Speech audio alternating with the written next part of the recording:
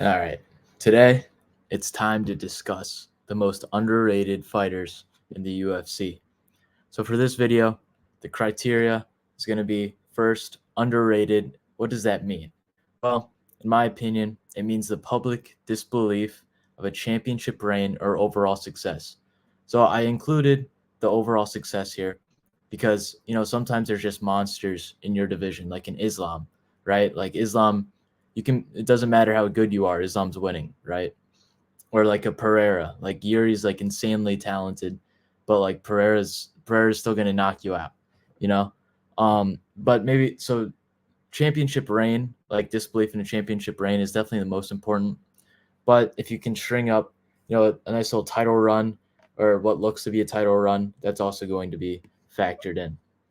So then next, I don't really look at the rankings when looking at most underrated because I have a lot of guys who aren't ranked, who shouldn't be ranked, but I still think they're underrated in terms of overall picture in a few years. And then I also have guys who are very highly ranked in their division that are still underrated.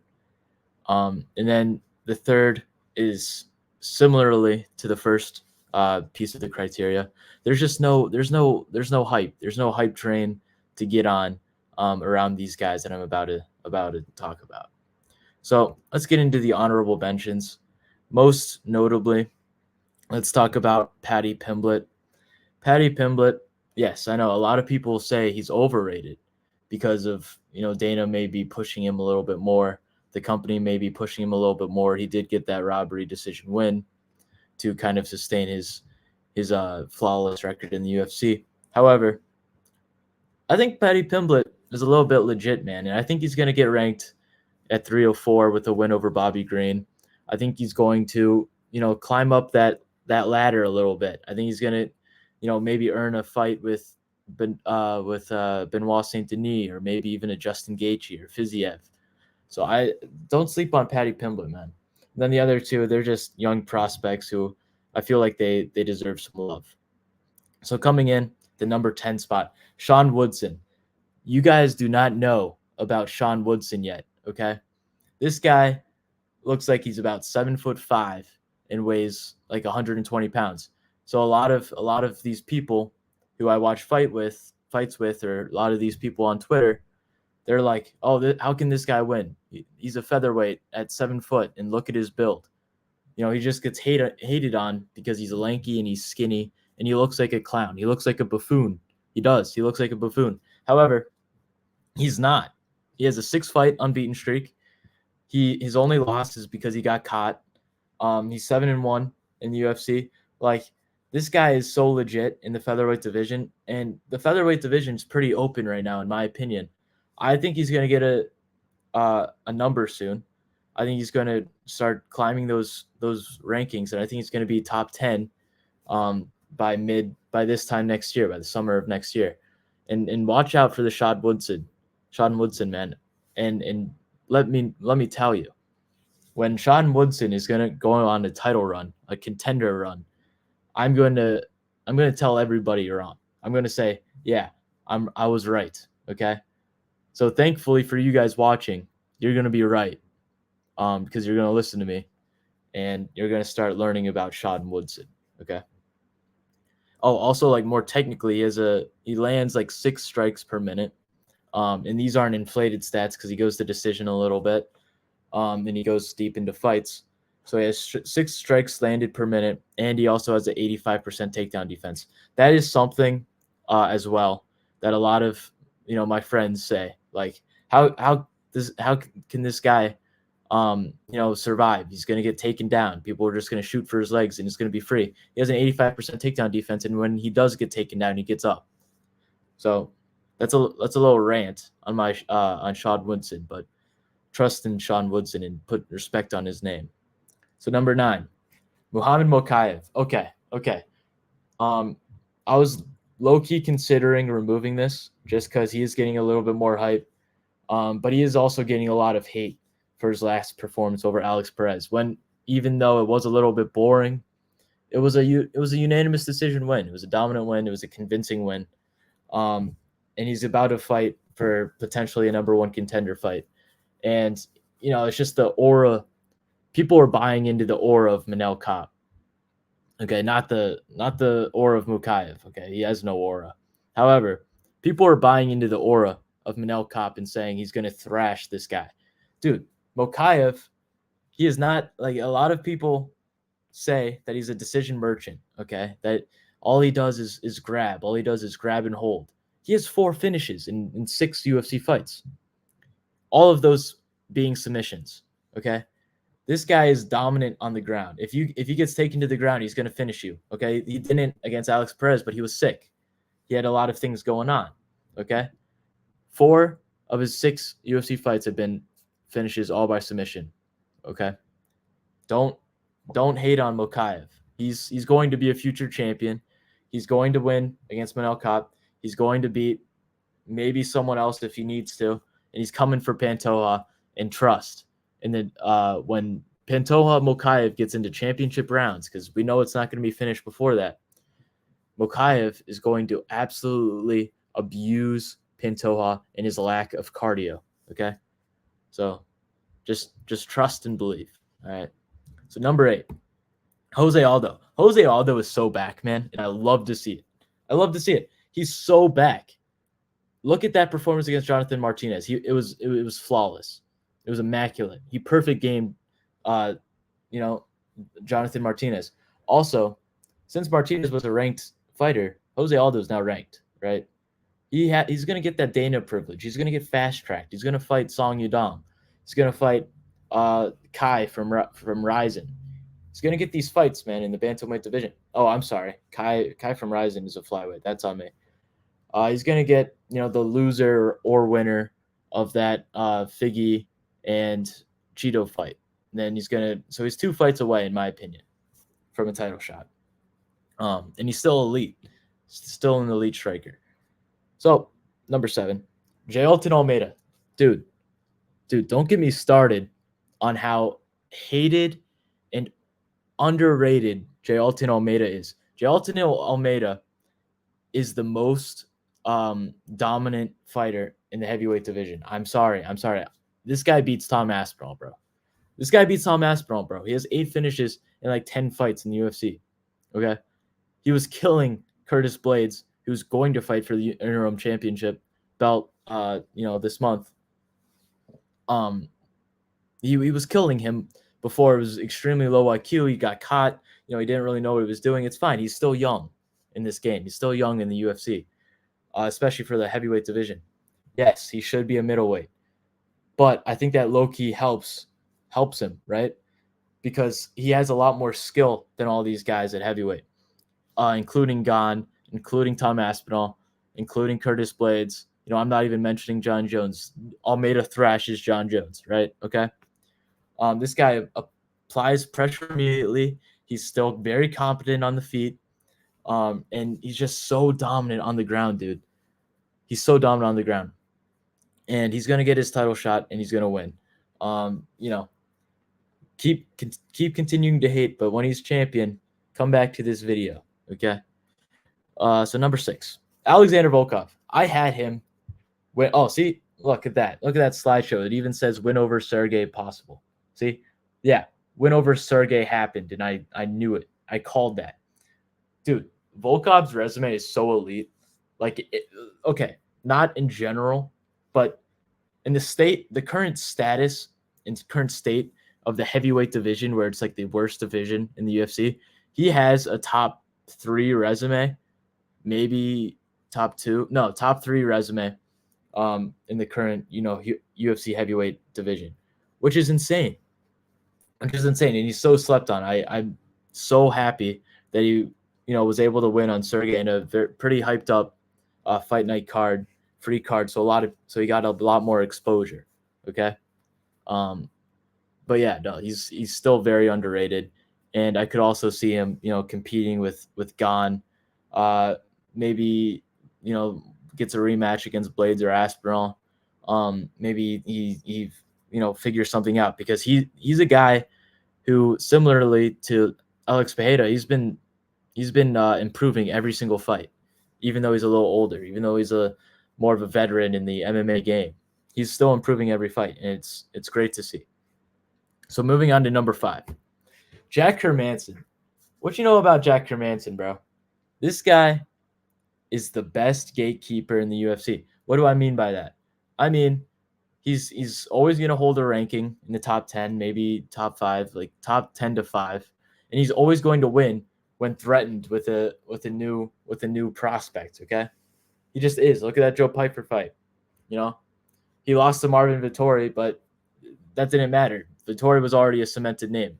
When Jack Hermanson gets met with the prospect, he wins. Okay, and he gets those Sean Strickland spar kind of wins. He spars him to a decision, spars him to a win. But that's fine. That's okay. And with the middleweight division is very unstable at the moment. Is a word I'll use, and we saw it just this past fall with Sean Strickland beating Abus Magomedov going into a title shot. So Jack Hermanson could 1000% get himself a title shot.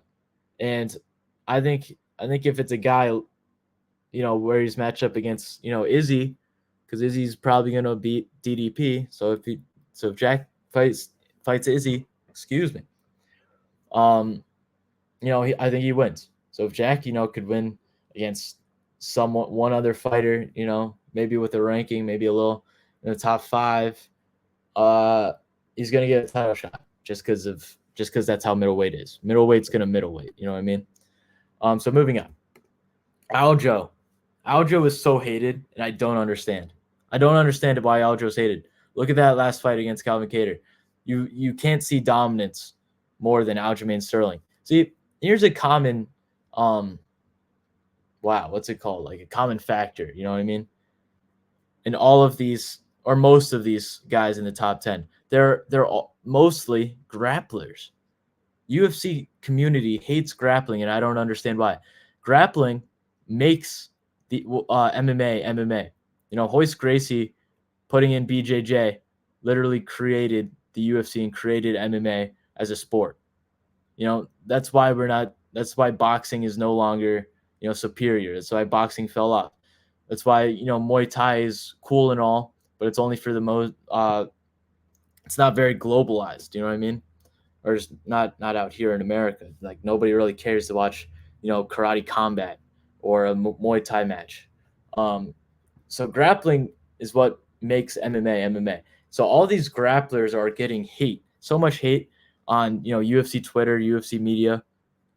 And they shouldn't be, because they're dominant and we should respect their greatness. So I don't really need to say much about Aljo. He's the greatest bantamweight of all time. He absolutely killed Calvin Kattar. He's going to fight Movsar Evloev, which is going to be a great fight. And I think Aljo could most certainly pull off a victory there. So yeah, you know what I mean? Let's go to number 3. Davison Figueiredo. Davison Figueiredo is one of the greatest flyweights of all time, and it seems that everyone has forgotten that. It seems that nobody cares. Like, Figgy, dude. Figgy is a great fighter, great person, very elite striker, has a bit of a ground game, as we saw against Cody Garbrandt. And he's going to fight Chito Vera, who's going to lead him to a title shot. Not right away, but maybe after Chito he gets one more and he waits some time and he gets a title shot, dude. Gets a title shot. And I think he could beat Pantoja, bro. I think he can beat Pantoja. Or oh wow, what am I doing? I'm sorry. I think he could beat O'Malley. I think he could beat Merab. No, I don't think he could beat Merab, but like I could see it happening. I think he could beat O'Malley for sure. 1000% beats O'Malley. Doesn't beat Merab. Doesn't beat Umar. Can beat Corey Sandhagen. Anyway, he has a career in the bantamweight division. Okay, hear me out. So number 2, Mateusz Gamrot. Mateusz Gamrot, if he had Arman's aura, he'd be like more hyped than Arman is. Okay, like Gamrot beat Arman. convincingly. Very, very much so. Okay. He trained Dustin Poirier, no grappling. Dustin Poirier's grappling is 0 to literally going 5 rounds with Islam Makhachev, dude. The greatest grappler we've ever seen, other than like Mighty Mouse, maybe. Okay. Gamrot is going to come for Islam Makhachev. He's going to probably get a fight like Charles Oliveira or Justin Gaethje next, and he's going to win convincingly. He's going to put the world on notice. But let me now, believe me now, or hear me now, believe me later. I'm putting you on notice right now because Gamrot is going to be the guy who gives Islam his toughest matchup, a fully healthy Islam, his toughest matchup. Okay, because yes, Dustin Poirier is probably going to be the toughest matchup Islam's ever going to fight in the lightweight division, but he had staff, so a fully healthy Islam, I think he's going to run through Arman pretty convincingly. I think it's going to be like 50-45. But Gamrot, dude, Gamrot's going to have his moments, bro, like when he fights Islam. I can't wait for that fight. So let's go on to the most underrated UFC fighter, maybe of all time. Okay, this guy. Well, no further introduction. Wow, you just felt that aura. You probably felt that aura 5 clicks ago. You know what I mean? 5 slides ago. Belal Muhammad, man. No finish, no problem. He should coin that. He should put that on a t-shirt. Okay? Belal is very good. Okay? He's very good. That's all I need to say. Like he's going to 50-45 every opponent he gets. He's going to 50-45 Leon Edwards. He's going to make it so convincing against Leon where not even England, the England judges that gave Paddy Pimblett a win, that gave Misha Tate a win. Belal is not even going to be able to get robbed from the British, this come July. Okay, it's going to be like Izzy and Strickland, like where everyone was still at the edge of their seats when Strickland clearly won against Izzy, but nobody really knows because UFC is rigged and they want Izzy to be champion. It's going to feel like that, but Strickland won, and Bilal's going to put up the same type of masterclass against Leon. He's going to be able to get takedowns. He's going to be able to survive on the feet. He might even get, he might even wobble Leon Edwards a little bit with his boxing. You know what I mean? But I think he's going to be able to hold him down and coast basically the entire fight for a nice little, 49-48, or sorry, 48-47 decision, something like that. Okay, maybe even 50-45. You know what I mean? So yeah, and looking ahead of Belal, okay, you see that I have a legit path to welterweight GOAT. He does. He literally does. Okay, if he stacks up this resume, I know he's 35. It's not going to happen. It's not going to happen. But if he beats Leon, if he beats Islam, he beats Shavkat, and he beats like JDM or Ian Gary, he's gonna be greater than Kamaru Usman, man. And he might get greater than GSP purely based off of resume alone. Okay, maybe not in the overall GOAT debate because Bilal's obviously not going to get that double champion. But if he gets the belt at 35, makes 3-4 defenses against elite guys like that, if he beats Islam, if he beats Shavkat, and if he beats 2 other like okay guys, dude, he's literally the welterweight GOAT. And I think Bilal's capable of that. Okay, but that's all I have. And feel free to flame me in the comments. It's probably a little bit deserved, especially after that last few slides. See you next time.